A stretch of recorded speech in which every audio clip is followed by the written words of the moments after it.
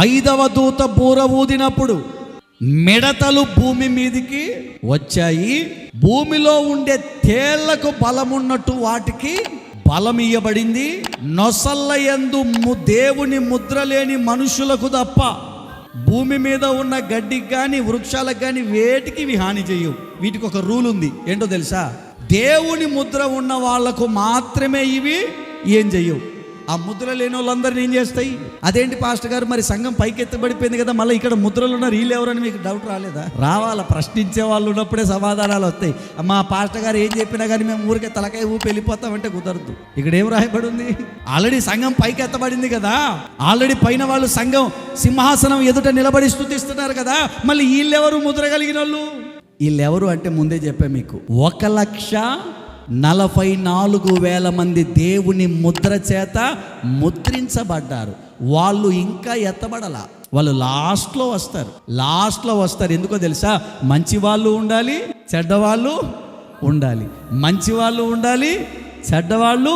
ఈ 1,44,000 మంది మాత్రమే మంచి వాళ్ళనుగా దేవుడు ఎన్నుకొని వీళ్ళను మాత్రమే కాపాడుతున్నారు. ఈ 1,44,000 మంది వాళ్ళ పిల్లలు వాళ్ళు మాత్రమే, వాళ్ళను వదిలేసి మిగతా వాళ్ళందరినీ ఏం చేస్తున్నాయి ఈ మిడతలు?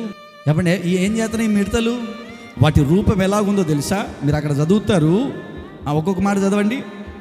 చంపుటకు అధికారం ఇవ్వబడలేదు కానీ 5 నెలల వరకు ఒక్క తేలు గుట్టినట్టే. ఒక్క మిడత గుట్టిందా ఎన్ని నెలలు బాధపడాలా? మామూలుగా ఇప్పుడు తేలు గుడితే ఎన్ని రోజులు ఉంటుంది బాధ? 24 గంటలు, ఇంకా ఎక్కువైతే 2 రోజులు. కానీ అప్పుడు గుట్టే తేలు గుట్టిందంటే ఎన్ని నెలలు బాధపడాలా? 5 నెలల పాటు బాధ. అవసరం అంటారా? ఆ తేలు దగ్గర పోయి కుట్టించుకోవడం అంత అవసరం అంటారా? ఒక తేలు కుడితే 5 నెలల వరకు బాధించుటకు అధికారం గలదు, బాధ ఉంటది. ఆ రోజుల్లో అంట మనుషులు, అబ్బా నేను చచ్చిపోవాలి, నేను ఈ బాధలు పడలేను, తాగదామంటే నీళ్లు లేవు, పాట సముద్రం దగ్గర కన్నా పోదామంటే అక్కడ పీనుగు రక్తం అయిపోయింది, నదులు పీనుగు రక్తం అయిపోయాయి, ఉన్న నీళ్ళన్నీ రక్తంగా మారిపోయాయి, శరీరం అంతా పుండ్లు పుట్టాయి, ఎక్కడికి పోయినా వేడితో కాలిపోతున్నాము. ఈ బాధలన్నీ పడితే మళ్ళా పైగా ఈ మిడతలు ఇళ్లలోకి వచ్చి మమ్మల్ని కుడుతున్న ఈ బాధలు పడ్డం కంటే సావడం మేలని పోతేనట. అక్కడ రాయబడిన మాట, చావవలనని ఆశపడదురు కానీ మరణం వారి యొద్ద నుండి, చెప్పండి, మరణం ఏం చేస్తుందంట? ఏమండి, సావే పారిపోతుందట. ఆ రోజుల్లో ఎవరు పారిపోతారు?